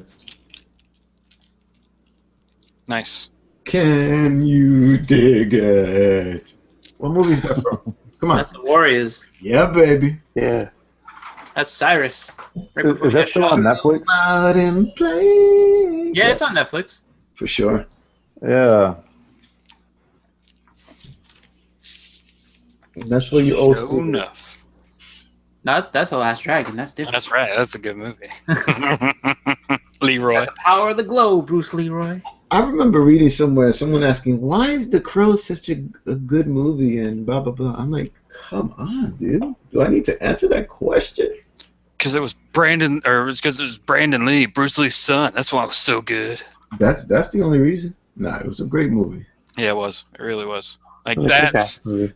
that's a comic book movie. Like to the feel of the first Crow book by who was that? O'Barr, Brian O'Barr, Oh, you got James O'Barr. O'Barr. Yeah, like that movie captured that book for me and that time frame. You know what I'm saying? Plus that soundtrack was amazing. Yep. Yeah, So a lot of the people on the soundtrack. The book came out first or the movie? The book. The book. The book. Yep. And then there's been what, like 4 Crow movies now? Yeah, Oh, like I watched the first and the second one, and I didn't have the strength for the third. And like, the second one wasn't terrible, but it wasn't really good either. And then, you know, I mean, nothing holds up to the first one. The first one actually still holds up pretty well even till today. You're right. Yeah. It was the only one that got a theatrical release, you know. So all the other ones are direct to DVD with. Well, no, I like, think the second one got released in the theater. Oh yeah, that's right. They're right. That was but it was just it was different. It was like a different Crow. It was like, And that's what they were doing with each movie, right? Except Pretty later much, on, they yeah. kind of went back. no, I never read the series all that much, so I don't know if that's actually, you know, the truth of how the Crow's power works. Like it, you know, it manifests in one person, and then, you know, once their job is done, you know, they just die and go to rest in peace. But I mean, I just remember. Nobody could. I gotta clear something up real quick. Okay. Nobody could do the Crow like Brandon Lee. That's like Ice Cube doing Triple X. What? Oh man, that was so bad. Or Pin My Ride. That's horrible. What's up, Jesse? So going back to Hobgoblin, first appearance of Hobgoblin is 238, Ah, Yeah. but the But his first character- appearance of Kingsley is that Spectacular Spider-Man issue, Mm. oh, okay. right? So before he becomes a So god. he was Kingsley, he was just this dude, and then later on he became Hobgoblin. That's cool. Okay, so I just wanted to clear that up. Oh no, that's fine. I wasn't disputing you. Being like, you are a liar, sir. But this is like, you know, I just never heard it. I was like, oh shit, because I was like, if I've been sitting all this time like waiting on 238 because I'm trying to get a good copy of one. Yeah, I you knew know, it didn't for a good sound price. right. Yeah, when I was reading that. Oh, but that's cool. Though that's like if you say, you know, if you want to get ultra technical, like people be like, oh, what's the first appearance of Venom? Well, if you go with all those cameos, was it Web of Spider-Man 18 is the first appearance of Venom, because you see him push Spider-Man onto the train tracks. It's a hand, but that's the first appearance of him technically. And then you That get into all wasn't the official X-23 until- craziness too, like with the test tube and all that. You know, like Yeah. no. I mean, it's all in the interpreter. Who says it was the first one? You know, I mean, everybody obviously 300 is the better cover, so 300, and you get the full shot of them. So it's just like, you know, that's why, you know, it's tough to have all those cameos and be like, well, this is the actual person. Meanwhile, like with someone like Mystique, you know, seeing as how she shifted into like, you know, 3 or 4 different people before her first actual, you know, appearance as Mystique. You know, like they accept all of those. Just like, oh, here's her first cameo, second cameo. Then, you know, 17, she's Raven Darkholm. And then, you know, 18, she's actually Mystique. Or what about Domino? Because Domino was first in what, New Mutants '98 with Deadpool. That turned out to be Copycat though. Yeah, it was. Yeah, Copycat. well, that's what we found out later. But yeah. Yeah. Yeah.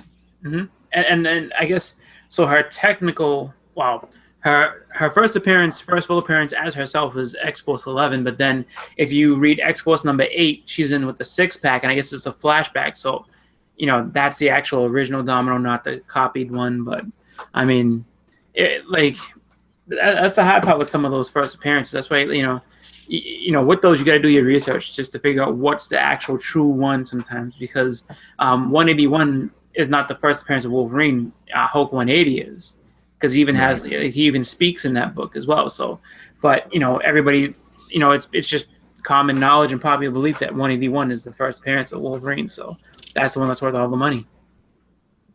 Yeah, and then you get into the cameo versus full appearance debate, but you know that's. Yep. Oh Lord. Yeah. Well, isn't that a big deal now with Gamora? Like, isn't people are debating whether it's 180 or 181 as her first appearance? I think 180 got downgraded to a cameo, and then 181 is considered her first full appearance. Really? Yeah, I mean that's what I was told, but I mean I don't know if that actually held up, but that was the discussion a few months back. So I say this: as long as people are going to pay a ridiculous price for something that's not supposed to be as important as a first full appearance, then that's on them. Yeah. Because really, if you think about it, something's always worth as much as what somebody's going to pay for it. No, exactly. And if people are going to pay more money for the cameo, I'm not. But if that's what they want to do. Ooh, like a foot. Let me pay $200 for that. Well, I hope someone wants to pay. You know, because I just bought 118. Sorry, I bought Web of Spider-Man 18 in a dollar bin. So shit, if you want to jack that price way up, I have one that I picked up in a dollar bin that I'll sell for astronomical prices if you'd like. There you go. Hey, you guys, a week from today, Civil War comes out. Is anybody going to get it? Yeah. I mean, I've come this far. I want to see how the story shakes out. Wait, what do you mean? Is there going to be any additional content? The DVD, yeah. Is there going to be additional content? I talking about that. You haven't seen that yet? No. The DVD, I would. I mean, is like you said, is there additional stuff, or is it just kind of the same movie as before? I don't know. I just saw it was coming out. I imagine they'll have some extra stuff. I feel like there may be some extra stuff in this one, but if you wait closer toward Christmas, there'll be like the big edition or whatever, you know? Yeah. I mean, like I would definitely, it will definitely be on my Christmas list. It's definitely a book that I want to have. But, you know, for now, you know, sorry, a book. It's definitely a movie I want to get. You know, so for right now, I probably won't buy it at the first release, but I will, you know, look to pick it up around Christmas time. Yeah, I think I'm gonna get it the day it comes out. I really like that movie. It was a good one. I mean, for the amount of characters they put in there and the story that they had, it was really good. And then the next week, TMNT. Did anybody go watch that in theaters?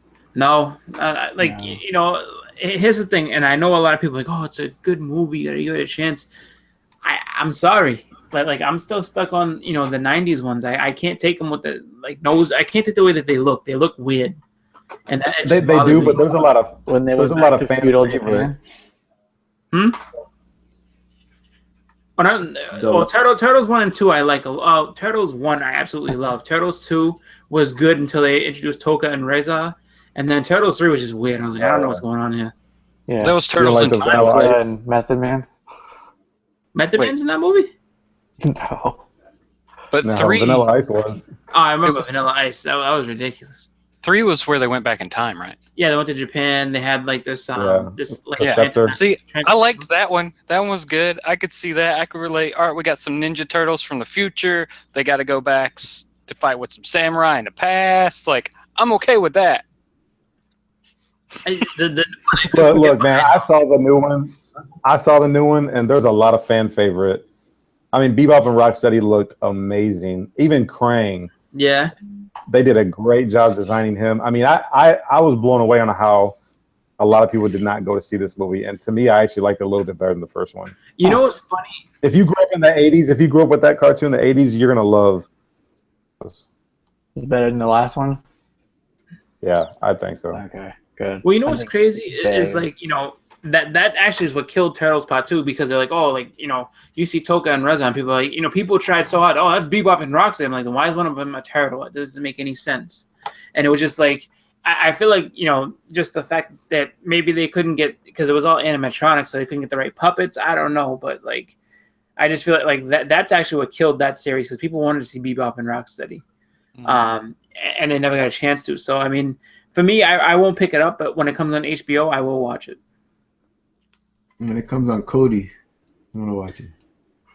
There you go. Yeah, I didn't see it actually because that first one really turned me off to it. I think Michael Bay butchered it, but everyone's saying that the second one was pretty good, so I'm gonna have to give it a chance, I guess. Yeah, I'm still mad at Michael Bay about what he did to the Transformers. I think that he should be really like just banned from making like 80s movies from now on, because he kind of screwed over G.I. Joe too. Like he just doesn't like the 80s. That's my whole interpretation of Michael Bay. Is like, oh, the 80s, I'm gonna destroy everything you love. Is there any talk still of getting Thundercats made? I would love to see a Thundercats movie. Oh, That would be awesome. That'd be cool. Yeah. That'd be great. I don't see it happening. No, in live action. Yeah. I don't know. Maybe if the Thundercats, He-Man,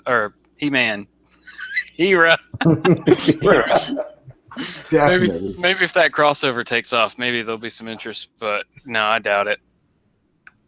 I mean, I would love to see it. I mean, just because it would be a great show. I mean, just to see the Thundercats, Lion-O, you know, Panthro and all them. Like, I mean, Munra, just to see Munra turn from that, like, you know, beat up old Wraith into, like, the ever-living. Oh, man. I used to love that when I was a kid. Like, Munra was, like, the biggest jerk when it came to being, as far as the villains were concerned, just because, like, the Thundercats would be doing, like, nothing wrong, like, nothing to piss him off at all. They'd be like, oh, it's you know, what was that guy's name? Rover Bill. No, it's Bengali's birthday today. We're going to go ahead and get him a cake, and we're going to go ahead and, you know, we're going to have a picnic, and it's going to be a great celebration. All of a sudden, it was a Munra. Oh, that's what you think, Thundercats. Watch this shit. And he just got all mad. That's pretty good. Like, the Thundercats literally did nothing wrong at all. He's like, ancient spirits of evil. Like, all just like, what? Why? I just feel like someone should have been there and be like, dude, can we just give them, like, just a moment to be happy? Anytime they were happy, he couldn't wait to rain on their parade. He was an asshole. Yeah. But he was fun. He sounded like that old man who wanted to kill the Smurfs, too. Gargamel? Yeah. Gargamel was horrible.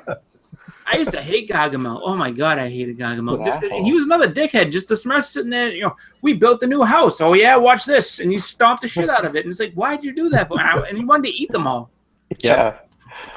Can you guys tell me there was only one female Smurfette? Why was there just one? And a bunch of dudes. Because apparently that's not how they procreated. And honestly, like, do you know the only reason why she was she was created by Gargamel? She used to have black hair, and then apparently, like, hanging out with the Smurfs, like, it turned blonde because she was just so overcome with their goodness. I heard she was hermaphrodite. Is that in continuity? Like, I've never heard of that. That's an interesting story, Chris. Oh no, it's legit. Yeah. Yeah. She was created by Gargamel to like destroy them, and then she became good. The hermaphrodite thing is brand new. I don't know about all that. And then I think there's people just reading too much into the Smurfs. I mean, I just feel like, you know, they're blue. They hang out in some mushrooms, and that's about it. Yeah. Stay tuned. I'm sure there'll be a IDW series soon on it. There's gonna be an IDW series in the Smurfs. Yeah.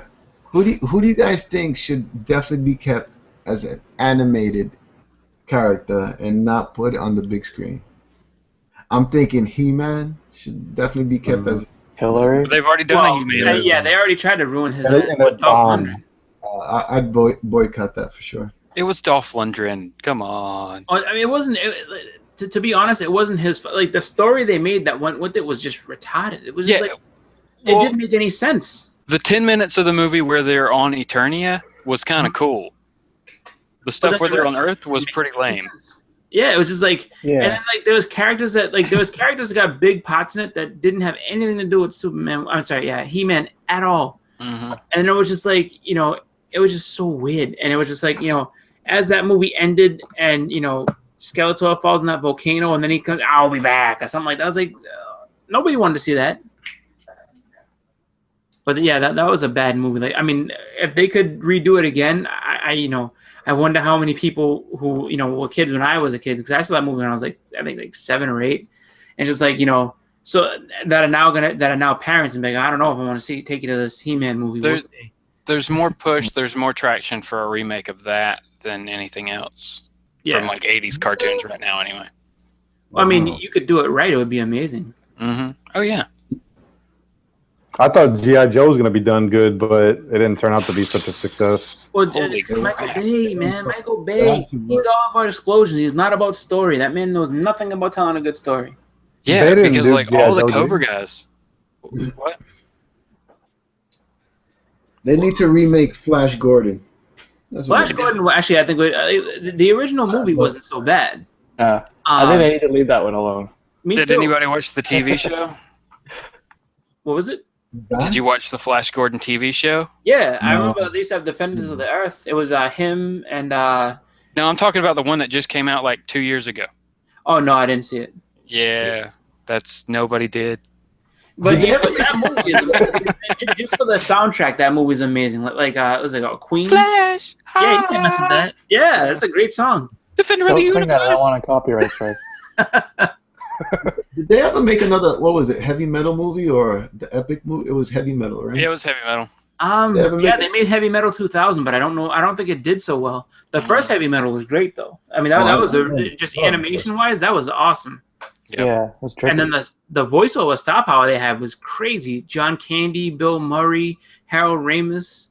I mean, that's just the ones I can remember off the top of my head, but they had like everybody in that movie. The Ghostbusters. Yeah. Nerdivision says He-Man versus Conan. I wonder who would win. I don't know. Conan's a lot more violent than He-Man was. I think he'd like rip his head off. Well, but He-Man can pick up a planet. Yeah, but Conan would chop his head off and drink his blood. But Conan will take all the bitches and spit everybody out. Yeah. There's only certain times when He-Man has the power. Conan's just a badass all the time. Yeah. When he goes back to Prince Adam, it's over. Just because Conan would just be like, "Who is Prince Adam? Like, bring him outside. I don't even care if it's He-Man or what. He wait for him to go to sleep and chop his head off." And then just like he did Thulsa Doom, he'd come out to Eternia, throw his head off, and Battle Cat would be crying. Cringe. But then Skeletor would come by and kick Conan's butt. I don't know. I think Conan's a bad man. Range attack. Conan's just badass, dude.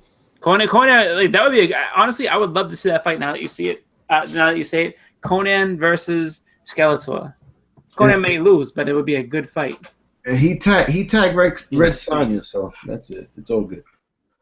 He gets my vote. They could do like a Freddy versus Jason thing on a spaceship. Oh, God. Freddy versus Jason wasn't that bad of a movie. I actually found that movie to be all right. Just Jason X when he was on the spaceship, that was pretty like sad. Jason in space. Oh, yeah, that was the one on the spaceship. Yeah. Exactly.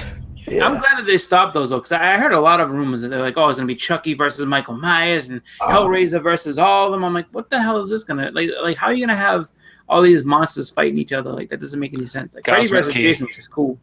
They're just all gonna have a cosmic key and get zoinked into each other's universe. Maybe, because I mean, like, what's Michael Myers gonna do against them? I'm sorry. Like Michael Myers is still alive, but like all those guys are dead. Like, they would just rip him. He would start crying. He'd get nightmares. He would just walk at them very slowly. That's not even the question. The question is who's going to play Freddy, because Michael Myers doesn't speak, Jason doesn't speak.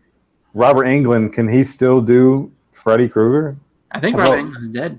No. Wes Craven. He's pretty. Robert Englund. Yeah, Wes Craven is, but Robert Englund, the guy who plays Freddy, he's still alive. Oh, yeah, that's right. I think he's retired from it. He said he couldn't do it anymore. He might be able to do the voice, but he couldn't do the acting anymore. Yeah. But, like, I mean, that's actually kind of sad. They, like, actually CGI him. There you go. Just CGI him and have him just do his thing. Yeah, just like they did with I don't know, in the Terminator. No, I'm thinking of Fast and the Furious guy. Oh, Groot. I am Groot. Paul Walker. Yeah, Paul Walker.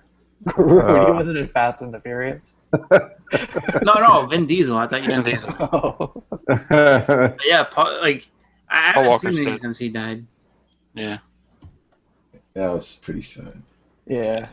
Horrible way to go out, too, man. I know.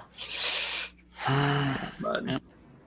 but yeah, I mean, those are actually some pretty interesting movie picks. Like the other series that people that they incorporated in that whole IDW thing was Mask, the cars Yeah. into like ships and stuff like that. Yeah, man. Yeah. You know, I don't know that would be a good movie specifically, but I think it would be. You know, I'm kind of curious to see how like all those '80s, all those '80s franchises are gonna fight each other.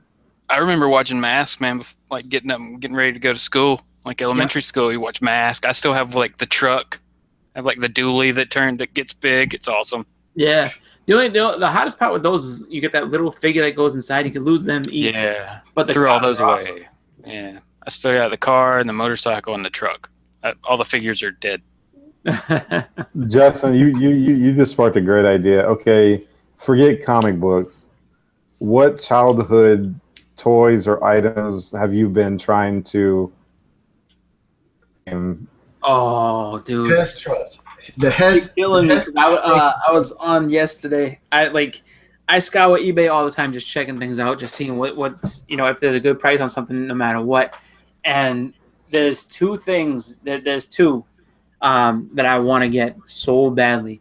It's Soundwave from the Transformers, like the original Soundwave, and the Constructicons. I want to be able to form Devastator and have them just chilling in the back there, Nice. I I like look at those that. every time, and it's like $300. I'm like, fuck, that's so much money. Oh, if I was a kid, if I was a smart kid, I'd go back and just be like, all right, take care of these. Mm-hmm. Right. Not give them to the church fair and all those wonderful things. Oh, you're done playing with those, right? Yeah. Let's throw them to the church fair. I'm like, yeah. Meanwhile, some other kid sitting there probably just, got my half He's laughing at you. Constructicons. Be like, yeah, I'm gonna sell them on eBay for $300. I'm like, oh, Who knew? Who knew? exactly. Does anybody like collect the Atari or Nintendo or going back to baseball cards or any other toys or anything?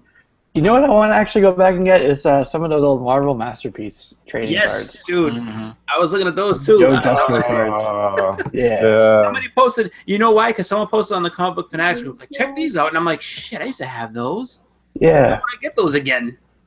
The hologram ones. Weren't the hologram ones the expensive ones? Yeah, Yep. those are the chase cards. They had one that was, I think the most expensive one was the Spider-Man versus Venom one, hologram. It was awesome. My friend, actually, a friend of mine still has those in a binder somewhere.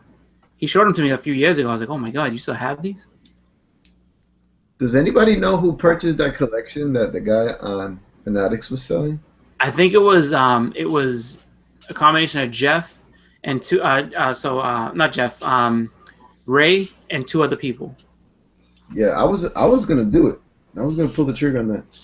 Wow. Dude, I was just like I thought he meant he would take certain books off of it. Like that was just a list, and it's like, all right, you can pick and choose out of these. I'm like, oh, okay, cool. And I started talking with him, and like he said, I have over 7,000 books. Like it's not like that. I was like, all right, I understand.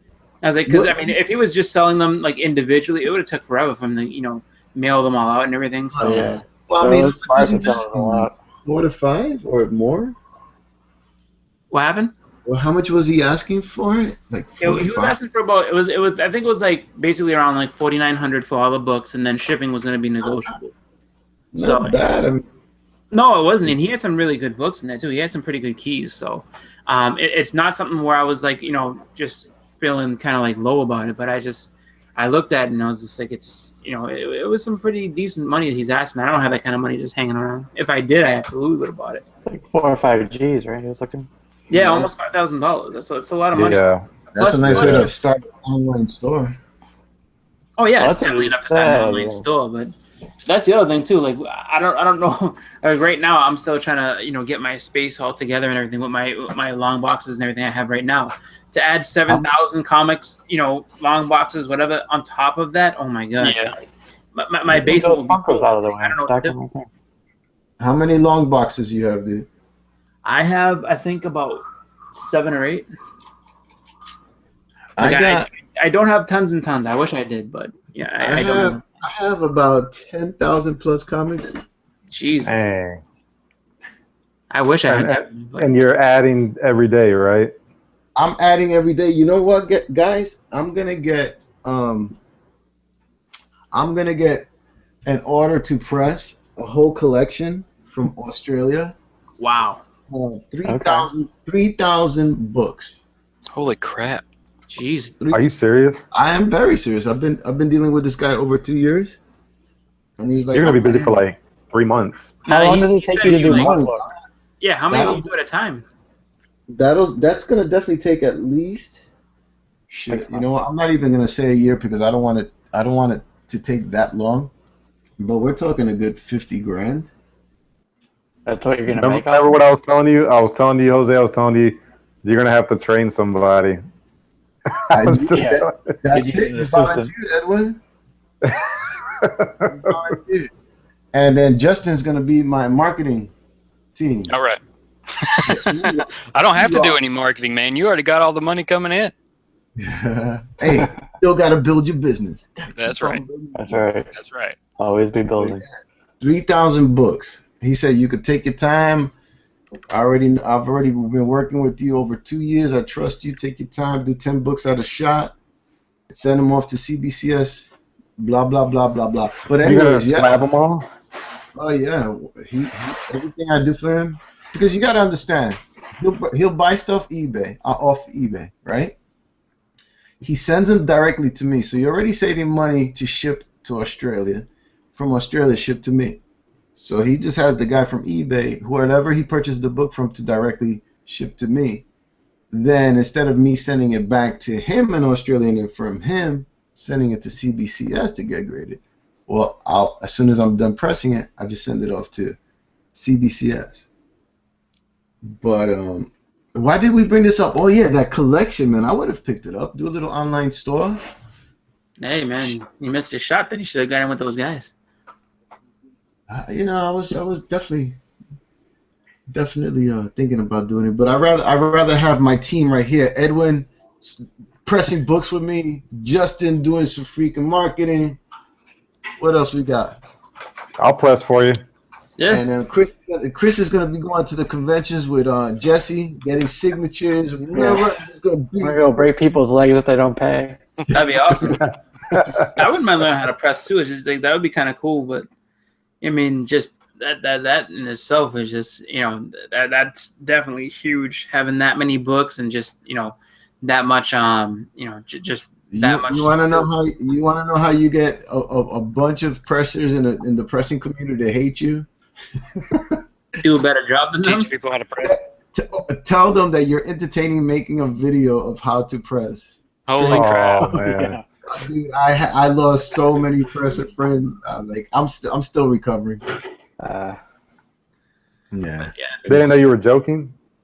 You know, I initially I was joking, but I got so much heat for it. I was like, "Fuck you, man! I'll do what I want to do." So it was like, I didn't really wasn't upfront about that. I was initially a joke, you know. So it is what it is.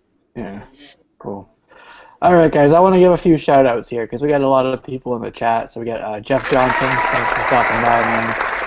Big E's always shows up. Appreciate that. Iculus just popped and said he's late coming, but everybody has a mustache. Not yet. We got Nerd Division here as well. You know, quite a few people. Deadpoolica Instagram is here. Comic Book Villain was stopping by. You know, Lord of the Long Box was here. Comic Book Fanatics. We had a lot of people joining us in the chat. So, kudos to everybody for answering questions, giving questions to Sam. That was awesome, Sam De La Rosa. I was really glad to have him on as a guest. And shout out to you for great questions. All you guys had really good questions for him. It was a great interview, great conversation with him. So I was really happy with that. I want to give a couple of shout-outs to a couple channels. One of them is Joe Hauk, around 100 subs. It's Houk. Good channel, really good guy. And he's got actually something happening right now with his family. With I think it's his mother, and he's got a GoFundMe set up, helping with some medical bills and stuff. So if you guys can check out his channel, he has a contest going on as well. If you donate, in his words, $5, $10, $15, he's going to put you in a drawing for a ASM 129. Yeah. Nice. All you need to do, $5 to his GoFundMe, and you're in that drawing. I think that's a pretty good investment, right? Oh, it's a great investment. Yeah, right.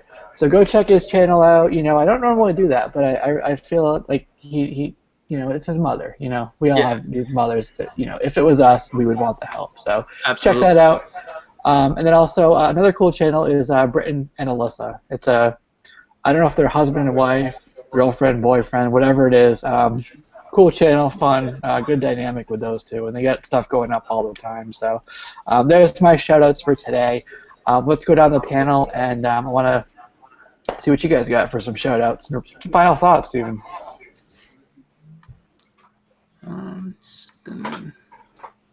Where's the cricket sound? Someone else can go first. All right. I was a little slow today. It's all good. But Y'all looking for some pages to shout out, aren't you? yeah, just because I wanted to just get some people up that I wanted to give shout outs to. I guess I'll go first. So I want to give a shout out to Rez. She's relatively new to the community, a female member of the community, and she's doing really, really well. She's up to, I think at this point, 225 subs. So she's just a really cool channel. Really fun to watch, and just overall really nice person. So if you haven't checked out our videos, check her out. Also Old Man Gamer, another guy who's got an amazing collection. Really, really just cool guy, and check him out because he's just super cool. Also Vincrew 2000. Check out his collection. He's got just a sick collection. And then also everybody who's doing contests right now. Edwin StrictlyComix, he's got a contest going on right now. And just there's a lot of different ones. Too many to list right at this point, but just go ahead and support the rest of the members of the community. Go ahead and give them some subs. Watch the videos, and just go ahead and let them know that you enjoy the stuff that they make, so they'll keep making more stuff.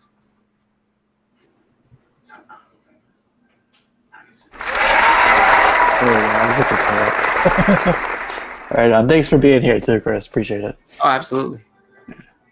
All right. Thanks to Sammy De La Rosa for coming by, showing us a little love. Congratulations to Jeff Johnson getting to 10,000 comic books. Oh wow, I didn't know that. Congratulations, Jeff. A big milestone, man. Good luck on the storage. What else, guys? Thanks for great show. Another great show. I'm sorry, man. I had very little sleep yesterday, so I'm still trying to recover. But it was a great show. It was good. Awesome. Didn't have time to shave today, so. All right. Thanks for being here. Oh, yeah. You gotta cue me better than that. Check out Captain Deadpool. He's got a 100 subscriber contest. Oh, Airborne Sapper fan as well. Check out him. He's got a 100 sub contest as well. See, I knew they would come to me. I just had to take a second, but like I said, go out. Check out the community, the people having the contest, and just check everybody out and have some fun with this, because in the end, it's all about community. It's all about having a good time. Yeah, man. There's a lot of contests out there. Right now. Keep away from StrictlyComix. I want that Transformer. Yeah. Nice segue. Yeah, we'll see. Actually, that comes out a week from today as well, the 30th edition. I want to encourage you guys to pick it up, man, because I don't know how many they're going to make, but when they did it like 8 years ago, it sold out in no time, and those Blu-rays were going for like over $100 on eBay. Yeah. I'm definitely going to pick it up. So I want to definitely give a shout out to Sam De La Rosa. I was very grateful that he came on, and if you guys ever see him at a convention, pick something up from him, man. He's got a whole bunch of print. He's got a whole bunch of prints that he signs, and that he sells. So definitely check him out. And also shout out to Rosa as well, because she's kind of the new kid on the block. She's doing pretty well. Shout out to Stephen Watson. Prayers going up to your father, man. And then also, who was the last person? Shout out to Jimmy C. Jimmy C, great comic book guy in the community, and shout out to him and everybody in the panel. Tim, Big E's, shout out to Big E's. Thank you so much, guys, for participating. Jeff Johnson, everybody who I didn't mention. Shout out to all you guys.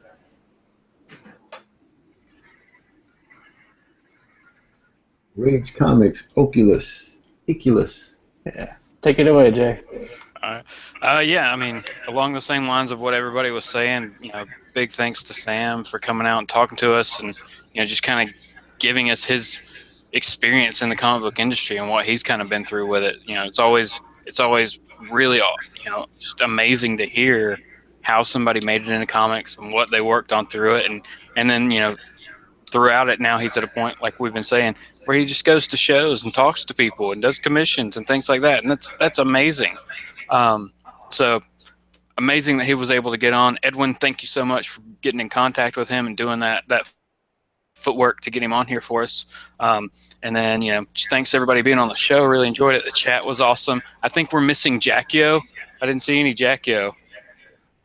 To Jackio, because he normally answers a lot of questions.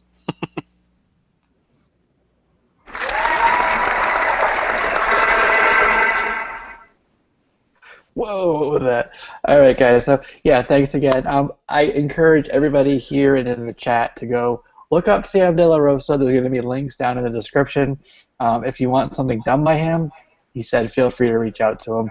But look up all his credits, all his the work that he's done, and compare that collection. And I guarantee you have a bunch of his work in your collection. So go check that out. And that'll do it for another. That'll do it for another episode here, episode 10. We're up to double digits, guys. Stay tuned next week. We got some more coals on the fire. Hopefully we'll bring you some more good guests, some more good topics, and some awesome trivia as well. So stay tuned for that.